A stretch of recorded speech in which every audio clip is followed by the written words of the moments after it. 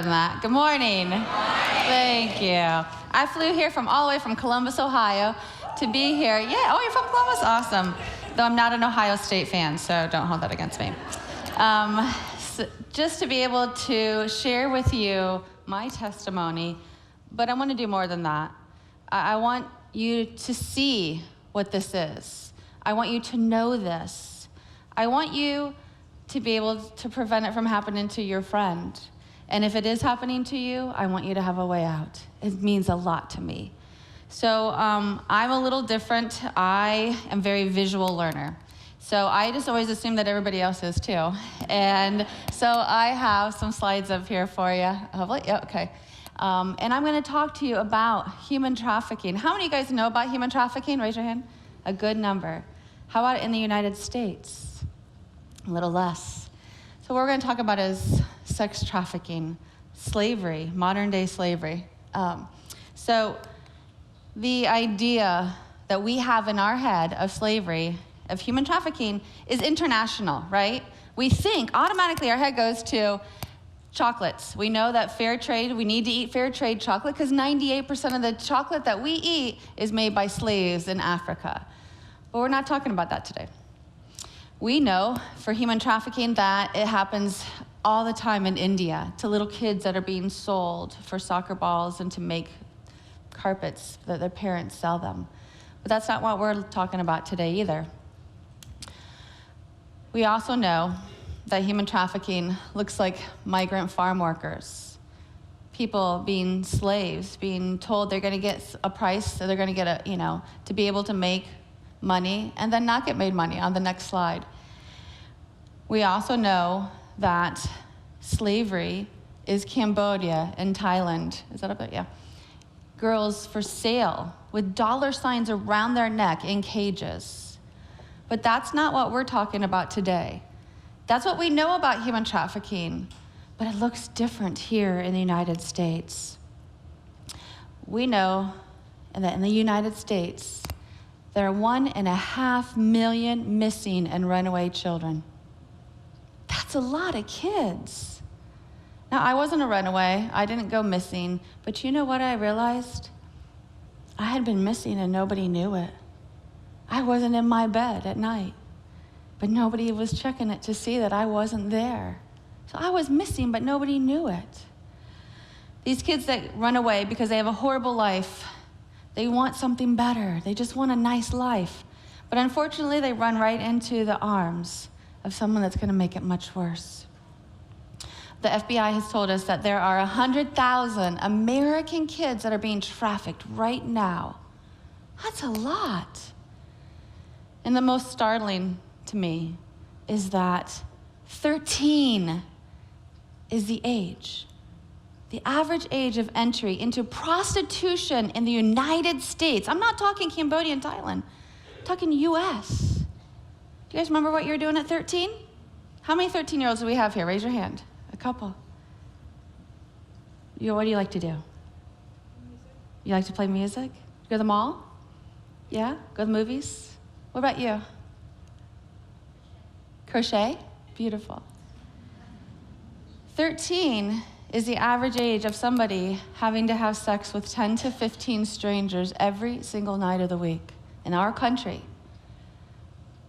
I can't let that happen anymore. To me, that is horrible.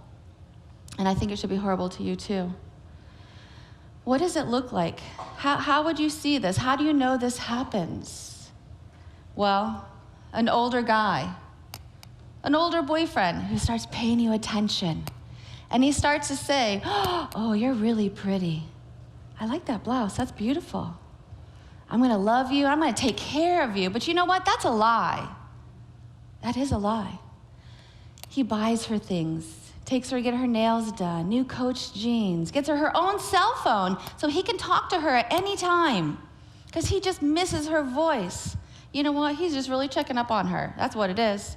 He's controlling her, but it doesn't look that way. It doesn't feel that way. Then he tricks her. He threatens her. He starts to beat her. He starts to get her addicted to drugs.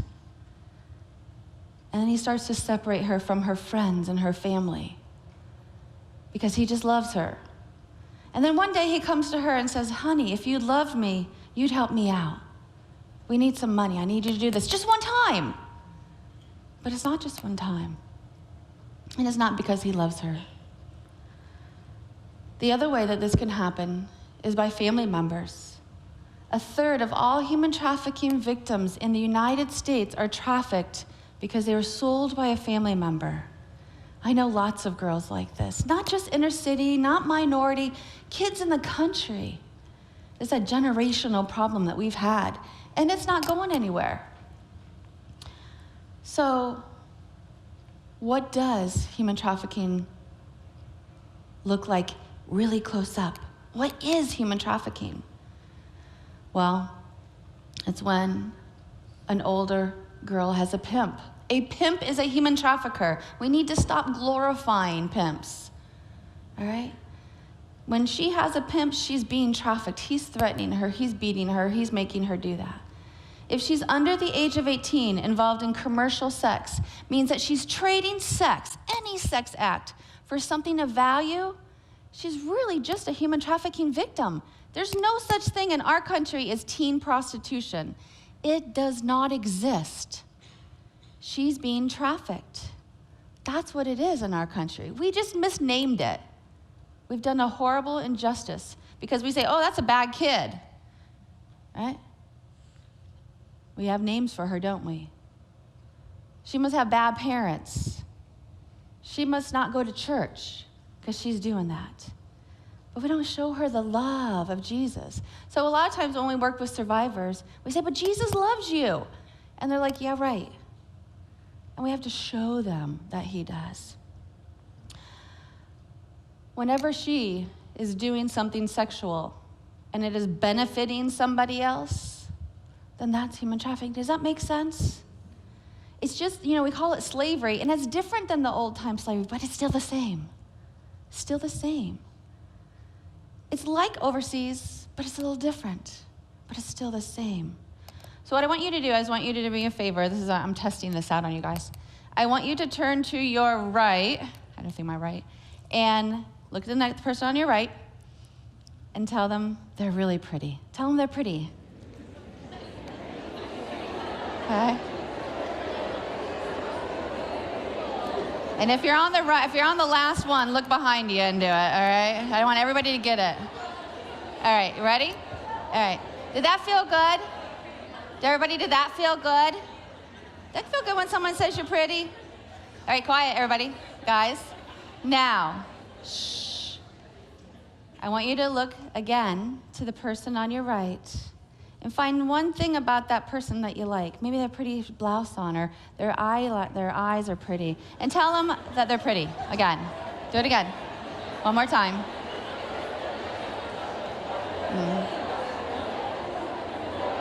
Okay, ready?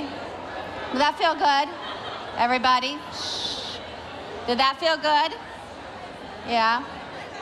Now, what happens is we like how that feels, don't we? But after you hear it so many times, it's like, thanks. Yeah? Pimps, what they do is they go to the mall and they look for girls. They go to the movies, they go to the libraries, anywhere kids are. And all they have to do is say one thing. They go up to a girl and they say, you have pretty eyes. By her response, they know if he's got her or not. If she says, I know it, he doesn't have a chance, right? Right? She's like, get lost, Buster. But if she says, really, you think so? He has her. He could go up to 100 girls in one afternoon at the mall and say, you're pretty, I like your eyes, you're gorgeous. All he has to do is get one girl to say, really? It's that easy. How have we made it that easy for these guys to get our precious girls, our daughters? It is. And then he lies, and he tricks her. He just gets her in that net. I wanted to be loved so badly. I wanted to feel pretty. I wanted to feel special, that I turned to the wrong place. I believe the first person that said that to me, and I got caught up in a net. This next picture is me when I was being trafficked. I was being sold in my high school years. I was, go back to the last one. I was 15. I was in high school, sophomore in high school. And nobody knew my secret. Nobody knew that at night I was being sold over and over again to the highest bidder. I kept that secret because I lost my voice. But it was something that continued on for many, many years. Go to the next one. This is a picture of myself when I was, I think, 7 years old. And I came from a really good, normal family. I was Irish Catholic. I had a mom that stayed home. She didn't work. She didn't beat me. She didn't abuse me. I had a dad who worked a good executive job. He didn't molest me. I had 3 younger, annoying brothers. Yeah? No, yeah, you guys know that's like, right? Annoying. And I had a nice life. My grandfather was very famous, and we'd have dinners with senators and monsignors and priests. I got to go on vacation to Disney World and Jackson Hole, lived in big houses. But what made me different, what made me vulnerable, was that we moved around every 2 years. Every 2 years, my dad would get promoted and move. So just as I was starting to fit in, I'd have to leave again. I'd be ripped away from the friends I was just starting to make. And it was hard, always being the new kid, never fitting in. I didn't have aunts and uncles and grandparents that would be like, Theresa, are you okay? Let's go out for an ice cream. I didn't have that. I didn't have uncles, or I didn't have doctors that said, oh, I delivered you. I didn't have teachers that said, I taught your mom too. So I didn't have any security, any support system. I had a church, but I'd only go there for a year or so, and then we'd go somewhere else. So I didn't get those strong foundations. But I had a nice life. Good. So as we move all around Ohio, Indiana, we moved to Michigan. And by then I'm starved for love. Really starved. Okay, that's good. And I just wanted to be loved. I wanted attention. You see, my dad would work and he traveled all the time. My mom, even though she was a stay-at-home mom, she wasn't a morning person, so she would usually sleep in. And I would get up in the morning and make my brothers lunches, get them off to school. I would go. And then I usually had track practice after school. And I would come home usually 4 or 5, and then she'd come home later. You know, she had her clubs and her groups and everything. And I think that she battled her own demons, her own depression and addictions. So we weren't really priority, but on the outside it looked really good. I always tell my kids when they say, oh, that's a beautiful house, I want to live there. I always say, don't ever think that, because you don't know what's going on the inside. You see, she didn't want to be married. She didn't want to have kids yet, but she did. And so my brother said one time it felt like we were just kind of baggage along for the ride. But we played family games. We had dinner together every night. We went to church together every Sunday. It looked good, but there was something missing. So by the time I got to be in high school, I was starved for some love. I went to this new high school, and I actually ended up going to 3 high schools in 4 years. And a certain boy started paying a lot of attention to me. He was different. He wasn't like the normal guys that I knew. Now, I grew up in the country, in the Midwest. Most guys wore jeans to school, drove a pickup truck, and they went hunting in the fall. This guy was not like that. He wore slacks that were pressed with that line down the middle. He wore Ralph Lauren shirts before they were even popular. He had gold chains and a gold bracelet. And I still remember he smelled really good. Guys back then didn't wear cologne, not even Axe to school. Oh, I didn't. And everywhere I turned, he was there. Theresa, you look pretty today. Theresa, can I walk you to your class? Can I help you with your homework? And my friends noticed him paying a lot of attention to me. And they said, look, if you want to be friends with us, he's in a different clique. We don't mix. You can't go out with him. And I wanted friends more than anything. So I said, okay. And my parents were really strict. I said I was Irish Catholic. We were very, very strict. I was the only girl. And so in my house, we had a rule that I couldn't date until I was 16. Anybody else have that rule? It's a good rule. I couldn't shave my legs, and I couldn't wear makeup, and I couldn't date till I was 16. The shaving the legs part was kind of hard. Yeah. So my parents noticed him calling my house. And my parents said, you're 15. You can't go out with him, so he can't even call the house. I thought that was mean. So time went by. Always there. Theresa, you look pretty. Theresa. And I fell for it. I don't know many 15-year-olds that wouldn't. One day, I went to track practice after school, and I was warming up, and I remembered that I needed some stuff in my locker to study when I got home. And I said, I'm gonna warm up and run back to my locker. So I did. And guess who was standing at my locker?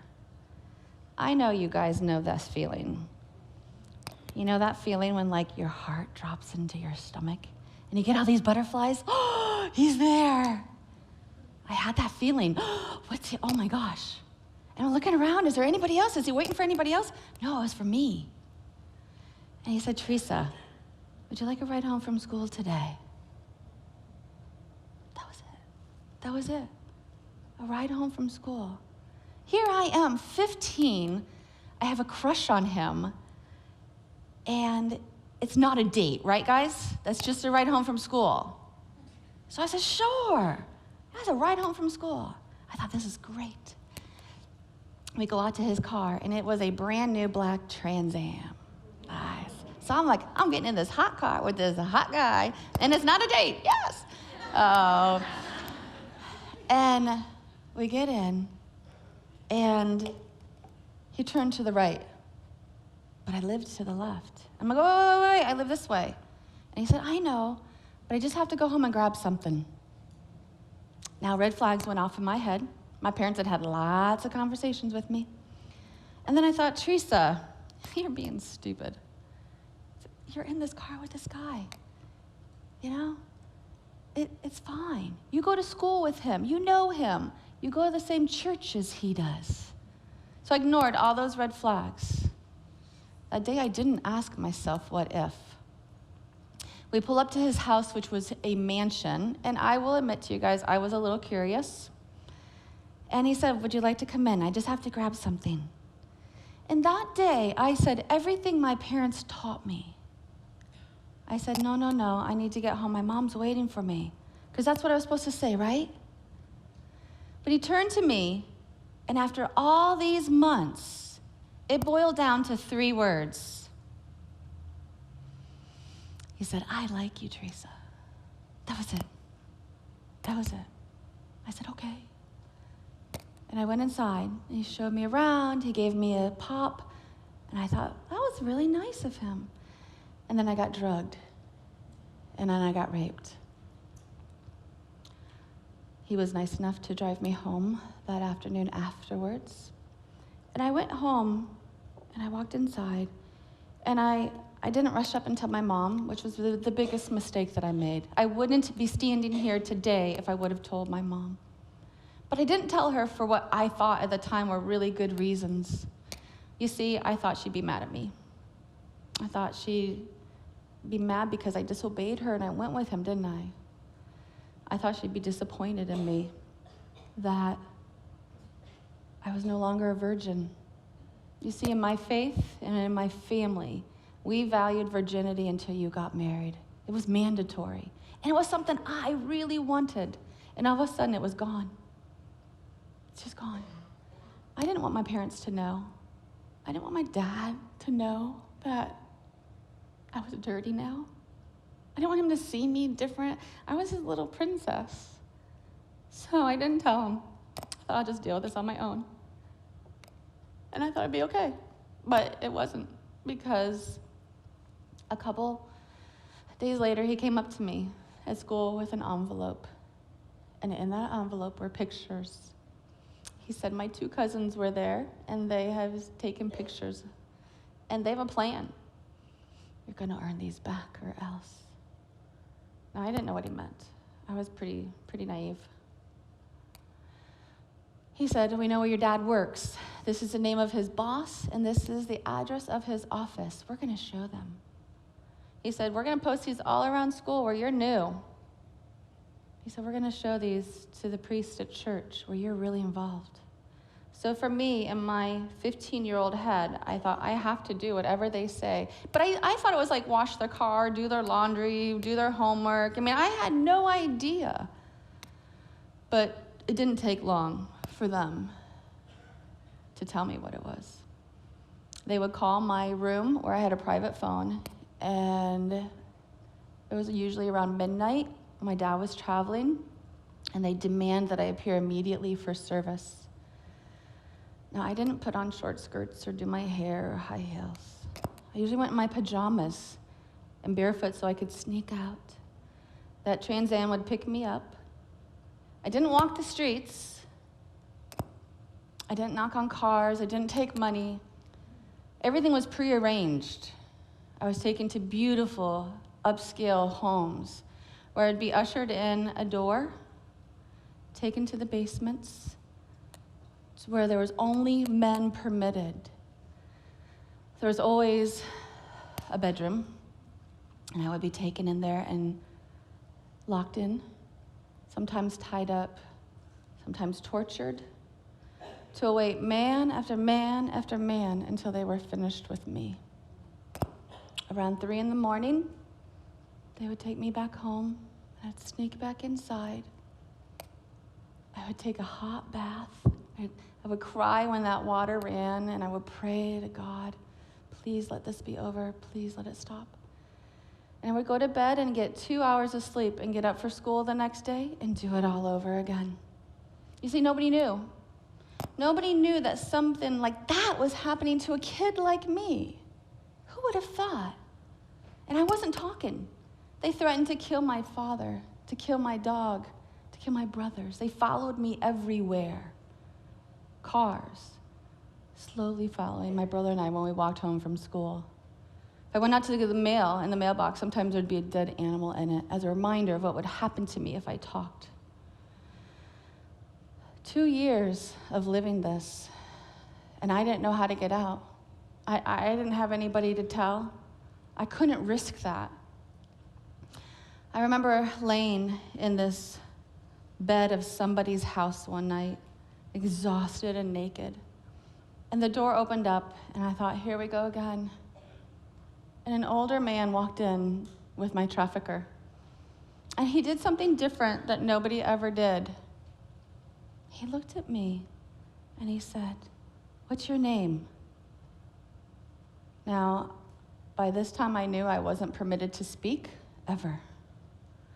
And I didn't say anything. And he looked at the trafficker and he said, what's her name?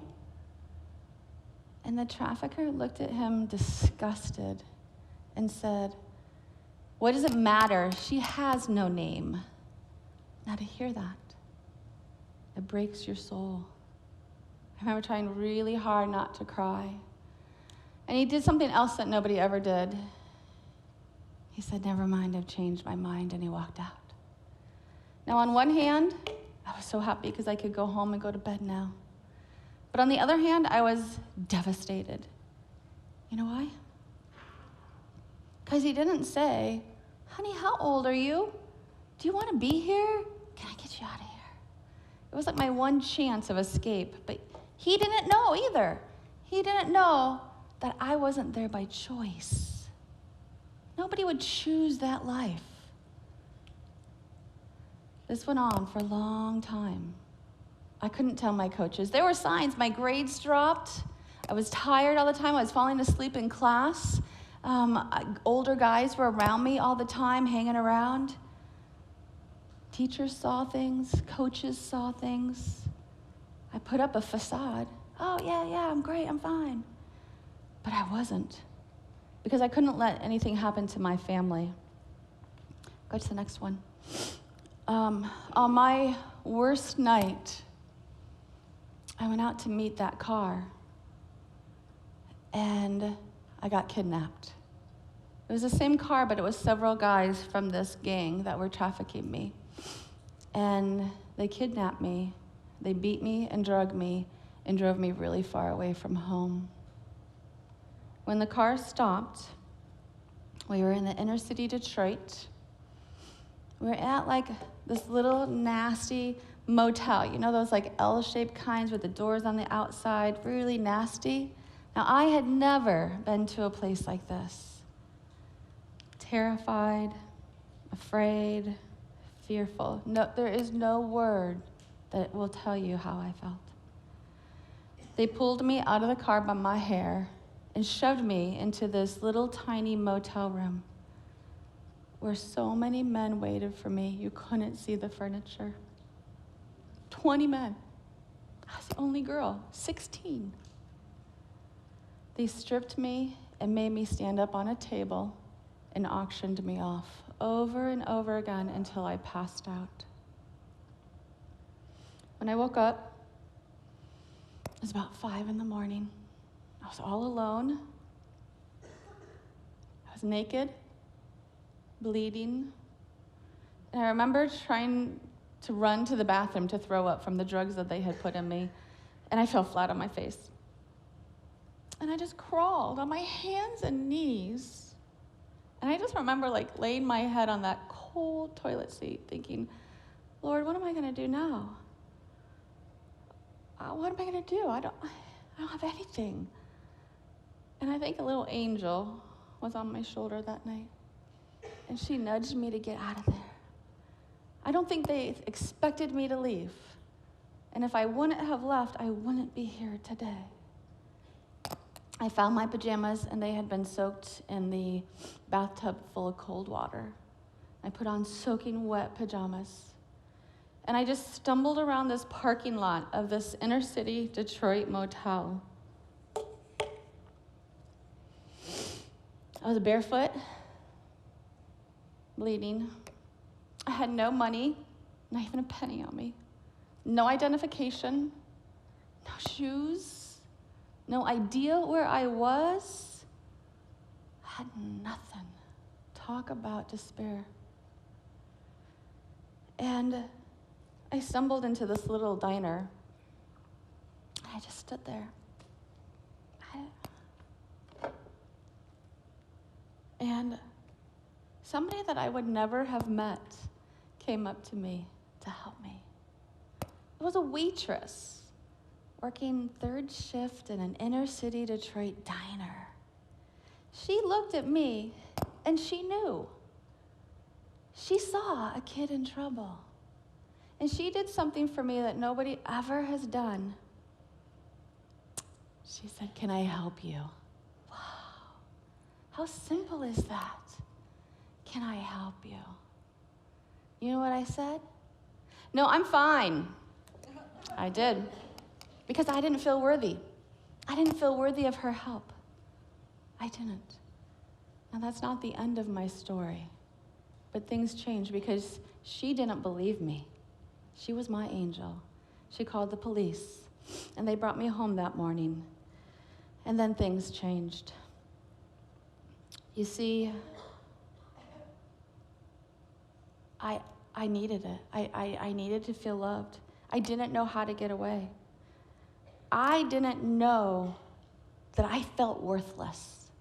We always say, be worthy, feel worthy. But I didn't know that I didn't feel worthy. Does that make sense? But my actions and my choices showed that I didn't care about myself at all. I cared about my family, but I didn't trust God. I didn't trust him because I thought this was all I deserved. Go to the next one. These girls don't feel worthy either. These are girls that are on a website called Backpage.com. It's like Craigslist on steroids.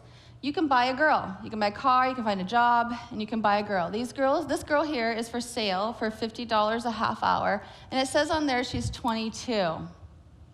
Anybody think she looks 22? I know I cut off some of the faces there. She doesn't feel worthy. Go to the next one. This is what human trafficking looks like in the United States. It looks different than all those other pictures. See this young lady up here on the upper left-hand corner? Her name is Grace. It's my favorite name. My bracelets say the journey of Grace. These are all pictures of Grace. Every single one is a mugshot when she got arrested for drugs and for prostitution, until this last one where she was 17 and died. This is what human trafficking looks like in the United States. It just looks different. We call it teen prostitution, but it's not. Does it look like she's doing that by choice? She's having a great time, making a lot of money? No. You can't have a price and be priceless. You can't feel priceless in the eyes of the Lord if you have a price. You have to ask, what if? What if I get in this car and he doesn't take me home? What if I accept this pop and it has something in it? What if he says just once, but it's not? Always ask yourself, what if, and trust that gut instinct. It's really important. Go to the next one. You see, I thought I had faith back then, but I felt all alone. This is actually a picture that I took right before I started doing this. I was driving down the road to work, and I saw this whole line of sheep walking. And I knew it was a sign from God. I just didn't know what it was. And it took until I learned a parable that I knew what that meant. He wanted me to see this because I felt so alone. Even though I had a big family and we were rich and all that, I was alone. Nobody knew what I was going through, and I couldn't tell anybody. I didn't trust God enough to take that pain away, and I should have. I didn't feel like I was worth anything. I got what I deserved, and I didn't accept him into my life as a priceless daughter of his. Go to the next one. It wasn't until I discovered this parable that I knew why he showed me those sheep. Because he's our Father. He's our daddy. And he loves us no matter what. He loves us. The way we are. It's that, if a shepherd has 100 sheep and one goes lost or missing, will he leave that 99 sheep and search for the one? Yes, he will. He does. But you have to believe it. My kids know that when I'm feeling sad, go to the next one. When I'm feeling sad, I have a certain song in my car that I crank up full blast. It's happy. And it says, and I just scream at the top of my lungs, wash my sins away. I sinned, but they did this to me. And now I see the Lord in everything that I do. I see his grace, and I want you to see that too. So always ask, what if, before you do anything. Always know that you're his precious daughter, and you deserve that. You deserve the best. Don't believe the lies. Find somebody in your life that you can talk to. Go to the next one. Because we can't let these guys win anymore. We can't. This is the second leading crime in the world. And the second leading crime in the United States and in California and in your town. We have to stop this. We have to cherish our daughters and our sisters and our friends. So thank you so much for letting me share my story with you. And I hope that it touched your life And if you know somebody that this is happening to, please call that phone number. Or if it's happening to you, please. Thank you.